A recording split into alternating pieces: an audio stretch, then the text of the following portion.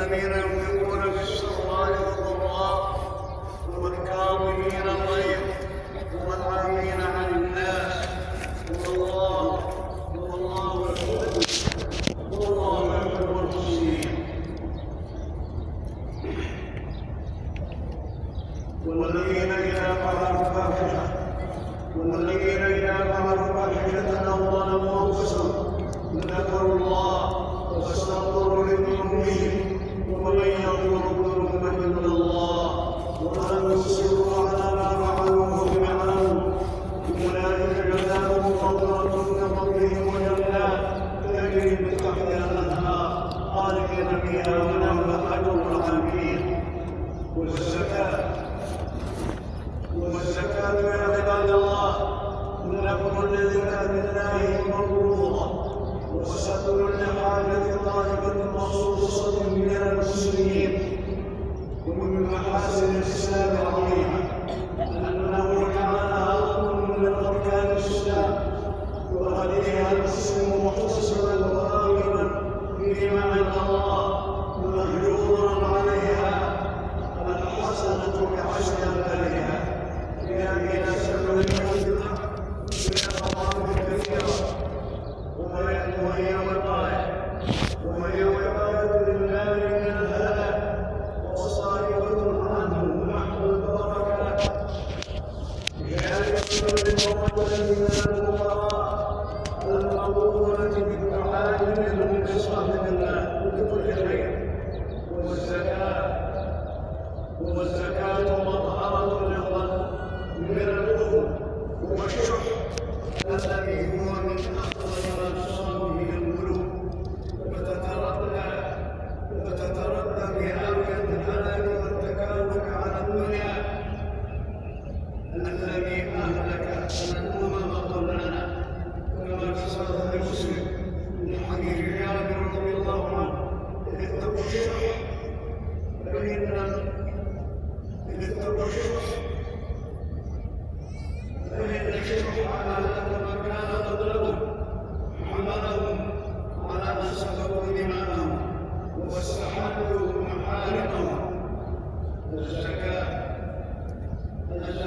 تمنع المجتمع وحرم الصدور وحقدها ومثلها وتشرك بالمجتمع الرحمة والتكامل والتعاون والمحبة، لأن الله تعالى أوجب على الأغنياء صدقة ورد على الفقراء.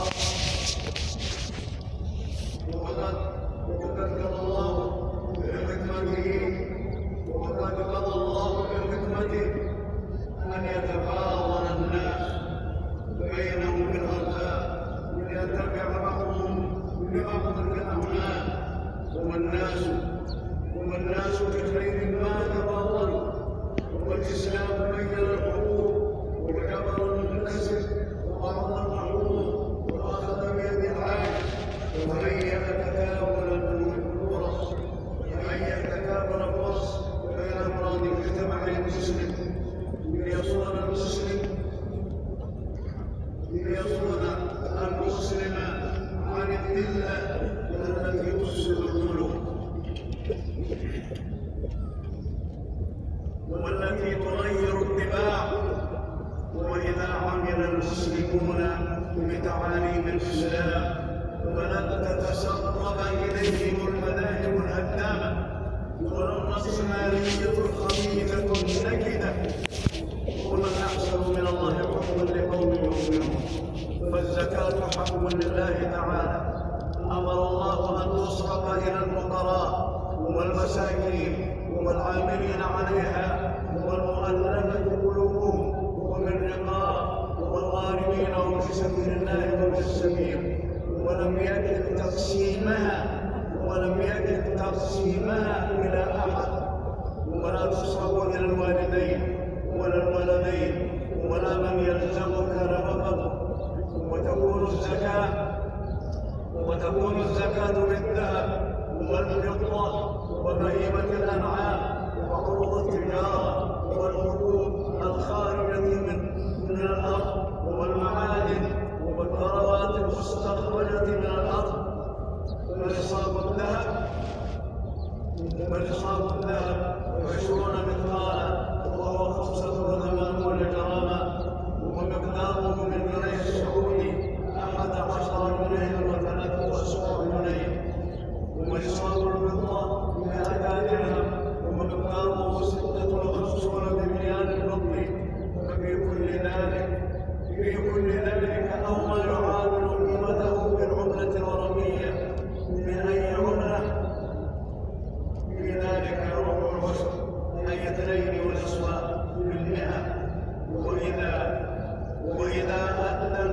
يصيب اثنين ونصفا من العملة الرمية وقد أقرأ ذمته. ونصاب الإبل 5 وفيها شاة، ونصاب البقر 30 وفيها كبير أو كبير، ونصاب الغنم 40 وفيها شاة، ثم يزيد الواحد بزيادة عدده على ما خصص بالجبل إذا كانت سالمة. وعروض التجارة تقوم مع رأس الحول، ويخرج ربع العشر من قيمتها. والعروض الخارجة من الأرض فيها العشر إذا كان 6 أفصل، والوزن 60 صاعا، وإن سميت بالآلاف ففيها نصف العشر. والمعادن والنفط والثروات المستخرجة من الأرض فيها الزكاة والعشر. وعلى كل مسلم أن يسأل أهل العلم عن تفاصيل أحكام الزكاة ليبرئ ذمته، ومن يحفظ ماله من الآفات. ومن تهاون بهذه الزكاة كان ماله عذابا له في الدنيا والآخرة. قال الله تعالى: ولا تعجبك أموالهم ولا أولادهم إنما يريد الله أن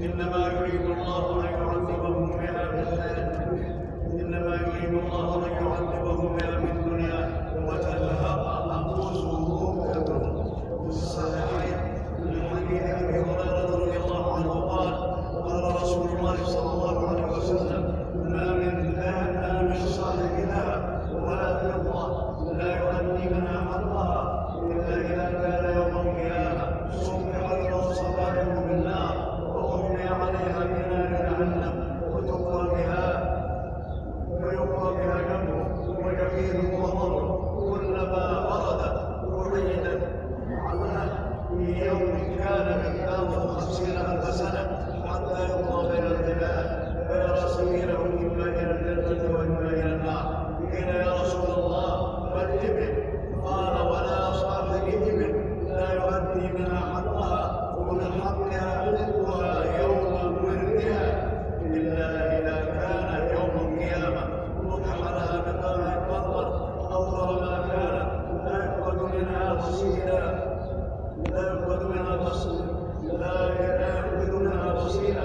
واحدة تطهر بأخبارها وتعضه بأفواهها، كلما مر عليه مولاها ورد عليه أخرى. في يوم كان مقداره 50,000 سنة حتى يقضى بين العباد، فيرى سبيله إما إلى الجنة وإما إلى النار.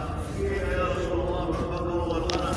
قال: ولا صاحب البقر ولا غنم لا يؤدي منها حقها إلا إذا كان يوم القيامة وضح لها بقاع الأرض لا يفقد منها شيئا، ليس فيها اقتصاد ولا جلحاء ولا عضباء، تطهر بقرونها وتطهر بأظلامها، كلما مر عليه مولاها ورد عليه أخراها. من يوم كان مقداره 50,000 سنة حتى يقضى بين العباد، فيرى سبيله إما إلى الجنة وإما إلى النار. وما من كنز لا يؤدي زكاته إلا قدر له ربان يبسط الشقين ويقول: أنا كنزك أنا مالك. حديث صحيح. وأنتم معشر المسلمين في شهر رمضان،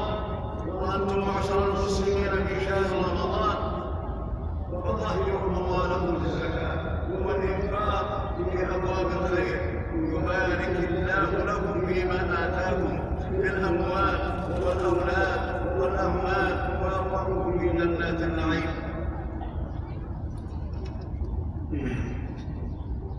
قال الله